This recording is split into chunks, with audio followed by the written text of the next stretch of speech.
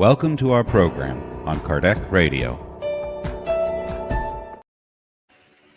Good evening. Welcome, dear friends. Welcome back to Kardec Radio. My name is Teresa Castro, and I'm the host for the Sunday 6 p.m. Prayer for Peace, and that's Eastern Time. Big hello to all of you who may be listening to this later on demand. Please feel a big hug. All right, today, for our little message before our prayer, it comes out of the book of Moments of Reflection. And this book is by the spirits Emmanuel and Luiz, psychographed by Chico Xavier. And the book is entitled Moments of Reflection. And if you have the book, which I do not believe it's been translated into English yet, it is page 164, and it is entitled Influence. So here's what Emmanuel and Luiz want to tell us about influence. No one lives alone. Our soul is always a nucleus of influence for others. Our actions have positive language. Our words act at a distance. We find ourselves magnetically associated with each other. Actions and reactions characterize our progress. It is necessary to know, therefore, what kind of forces we project onto those around us. Beautiful, beautiful question. Helping us to realize that we are always influencing someone, and we are always being influenced because we're never alone. No one lives alone. And he reminds us that our actions have positive language, and we all know the little maxim of actions speak louder than words. And so this is an invitation to push us a little bit more from materialism and from the idea of only being physical beings, or this only being a physical world. As they tell us that our words act at a distance. And we also know from studying with Emmanuel that our thoughts, right, they're not just hanging around inside of our skull, that we do emit vibrations, and therefore we do find ourselves magnetically associated with each other because we attract what we emit. Like attracts like.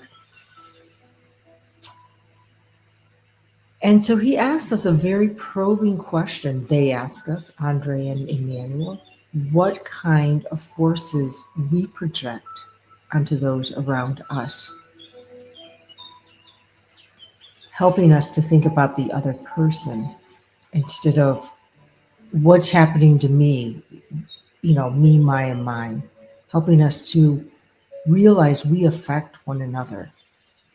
And no longer can we entertain the day of, well, I can talk about her because she's not in the room, so I can slander her or say all these mean things. She's not in the room, she won't know. No, because we can understand our thoughts as vibrations. And people do feel them. And so we throw mental darts when we do that. I heard a beautiful story yesterday, listening to another speaker. And I think it really describes this message. And it's the story of a young woman who seeks the assistance of an older woman. The young woman wants to be enlightened. She wants to learn. So the older wise woman tells her to take a big leather bag and fill it with feathers. And she says, any kind of feathers, chicken feathers, duck feathers, what kind of feathers you find, fill this bag with feathers.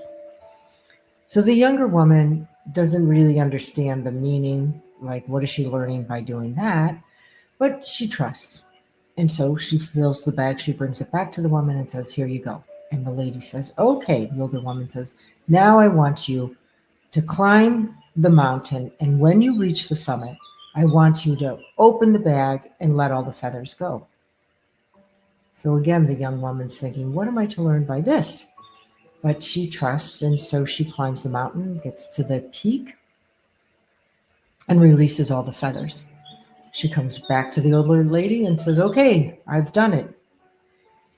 And the older woman says, okay, now I want you to go back and collect all those feathers. And the woman, she's envisioning all these feathers that had spread all over the place. She's at the peak of a mountain. And she said, this is impossible. I cannot go back and collect all these feathers. It's impossible.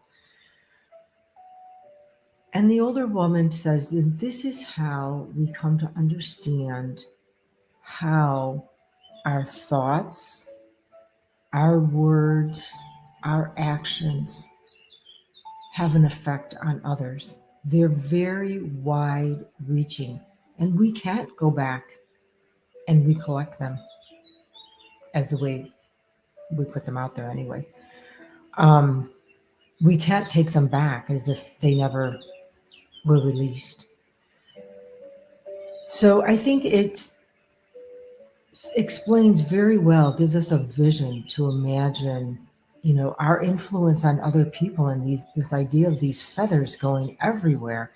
And we can't even necessarily direct them, like, oh, I only want them to go there. I only want them to go this way. They're out there. And so it's a good reason for us to remember, when we find ourselves in a negative state of mind, to find some reliefs, to take our mind elsewhere, because those influences are out there. So if we're sitting in some negativity, we're just like a magnet drawing it right to us. So this is what they mean by, when the spirits say, not to make our situations worse. Yes, many of us, we all have our issues and challenges and trials and hardships. But what are we doing with them? And we don't have to make them worse. So we will once again, as we go into prayer, contemplate this question that Emmanuel and Andre present to us. What kind of forces are we projecting onto those around us? And I invite you to join me in this prayer. This is a prayer for peace.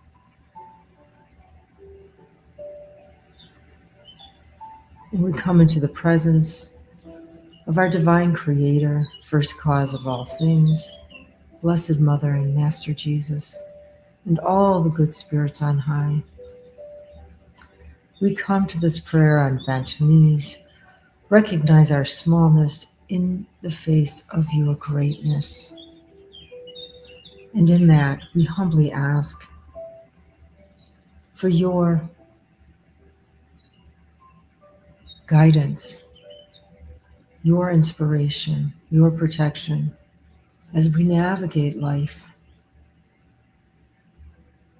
striving to improve ourselves.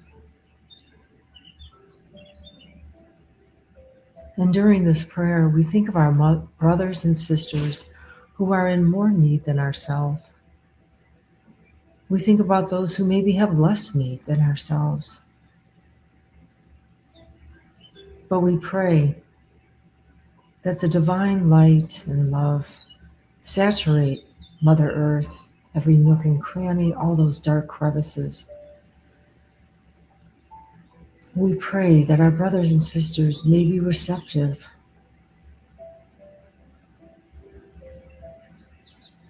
to receiving this divine love, divine light that already surrounds us, each and every one of us.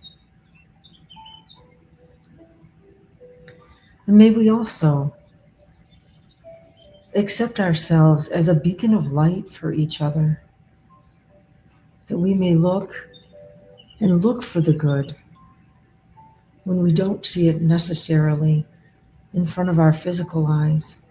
Let us look with our spiritual eyes, that we may see the good. a reflection of you, divine creator, among us, whether it be in human form, nature, even the rocks. Let us look for the beauty in the world. And as we go forward in our week, let us take this question that has been so lovingly presented to us and self-examine of how am I influencing others? Am I bringing the light? Am I bringing darkness? And in closing this prayer, let us end with a grateful heart. And thank you, thank you, thank you for all the many blessings that has been bestowed upon us on a daily basis, and some of which we certainly do not deserve. But let us recognize the blessings that surround us and pay this forward in doing good for someone else. And we humbly now ask permission to close this prayer session, and so be it. And so it is, my friends. Thank you so much for joining me today. I hope you will join me again, same time, same station, Sunday, 6 p.m. Eastern Time.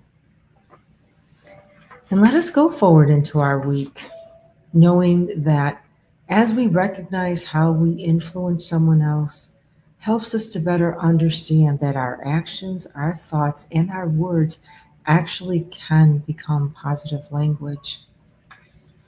So let us be aware of what it is we are spreading around.